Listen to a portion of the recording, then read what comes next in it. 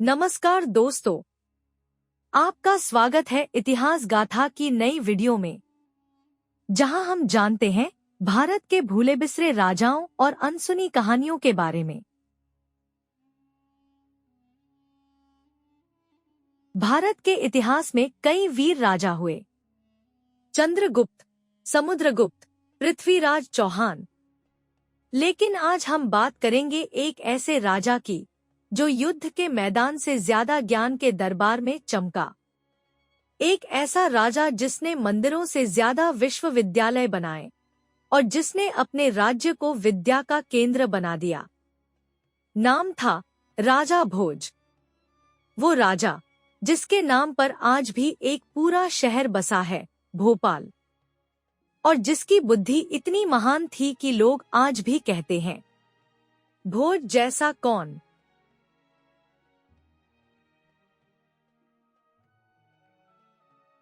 कहा जाता है कि भोज के दरबार में सैकड़ों विद्वान होते थे, जिनमें कवि, गणितज्ञ, वैद्य और खगोलशास्त्री शामिल थे।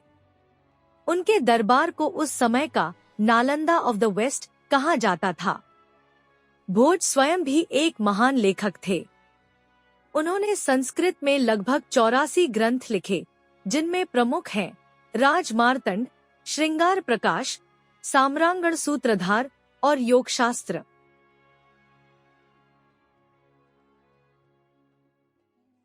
इन ग्रंथों में विज्ञान, वास्तुकला, चिकित्सा, योग और कला जैसे विषय शामिल हैं।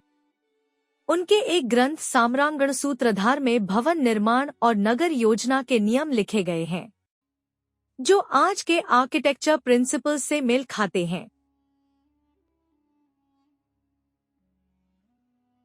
इतिहासकारों का मानना है कि भोजशाला में दिन में शिक्षा होती थी और रात को वेदों का उच्चारण। एक ऐसा वातावरण जहां ज्ञान और आस्था साथ चलते थे। भोजशाला में देवी सरस्वती की पूजा होती थी और भोज ने यहाँ सरस्वती मंदिर भी बनवाया था, जो आज भी उनकी विद्वता का प्रतीक है। राजा भोज की सबसे भव्य रचना मानी जाती है भोजपुर का शिव मंदिर। यह मंदिर अधूरा है, लेकिन इसका हर पत्थर भोज की भव्य सोच को दर्शाता है।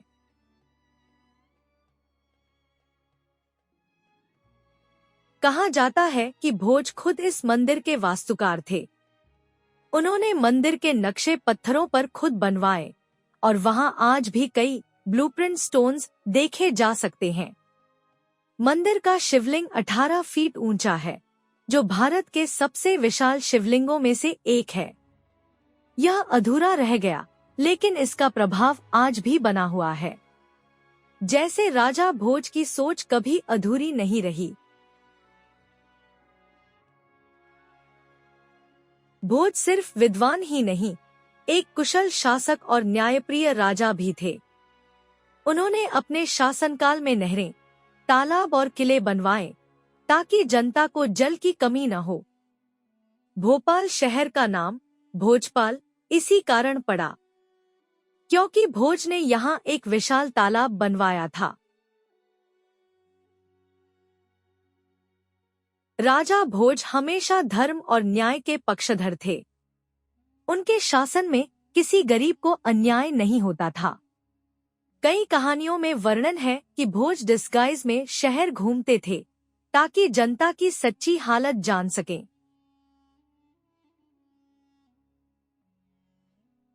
राजा भोज की मृत्यु के बाद भी उनकी ख्याति खत्म नहीं हुई। उनके नाम पर बने तालाब, मंदिर और ग्रंथ आज भी जीवित हैं। मध्य प्रदेश में आज भी कहा जाता है, भोज जैसा राजा दोबारा नहीं हुआ। राजा भोज हमें ये सिखाते हैं कि असली महानता केवल युद्ध जीतने में नहीं, बल्कि विचारों और ज्ञान से दुनिया बदलने में है।